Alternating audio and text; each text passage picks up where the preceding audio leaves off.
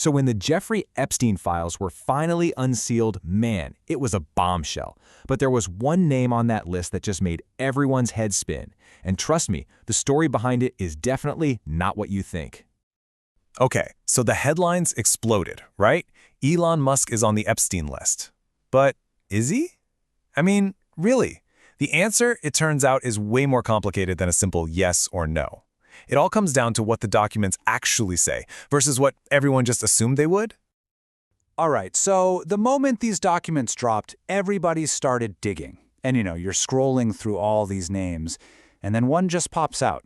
A name that was a genuine shock to pretty much everyone. And look, we're not talking about a small leak here. This was a massive data dump. We're talking millions of pages.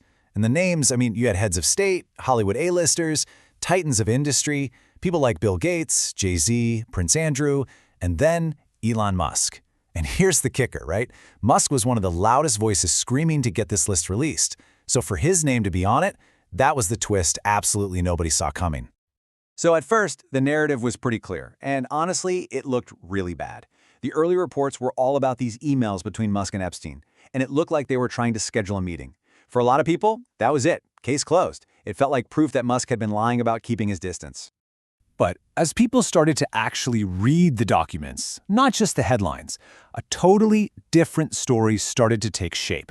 So what do those emails really say? Let's take a closer look.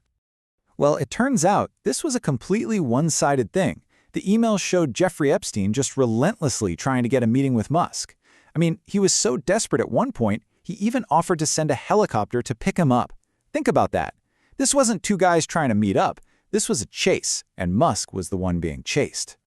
And hey, don't just take my word for it. This is the actual conclusion from a senior legal affairs reporter at Politico who went through the whole exchange. The entire story just flipped on its head. It wasn't about Musk.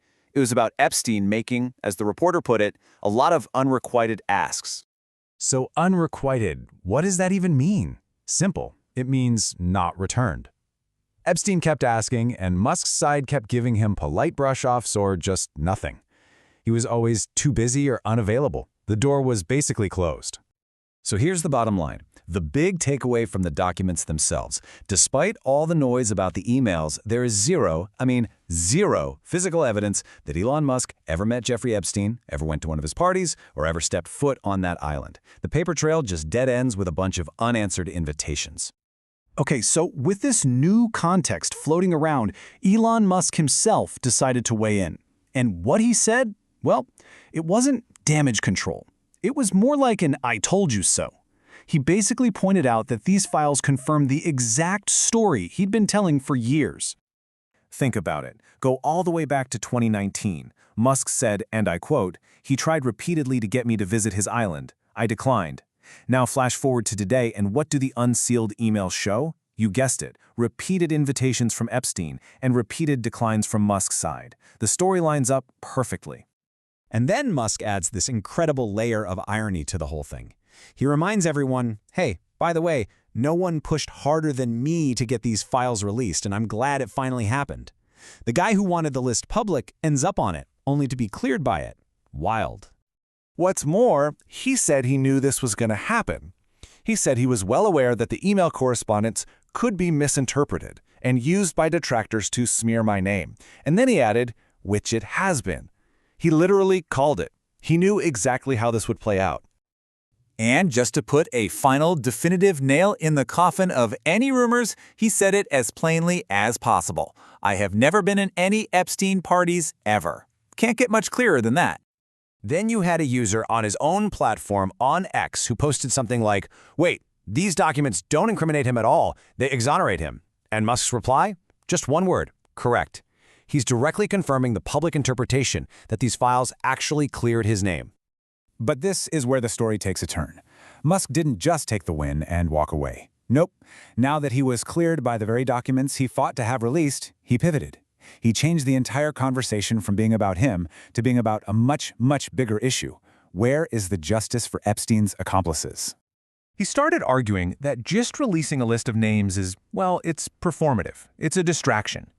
He said what really matters isn't whose name is in the files, but who is actually going to be prosecuted for the awful crimes committed with Epstein.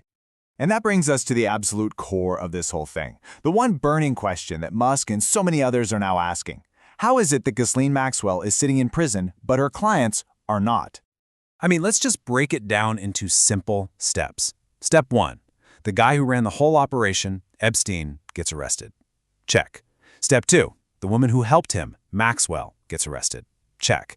But step 3, the clients who allegedly paid to abuse children, that step just hasn't happened. It's this giant, gaping hole in the pursuit of justice. Just look at the numbers. Organizers held accountable, 2. Clients held accountable, 0.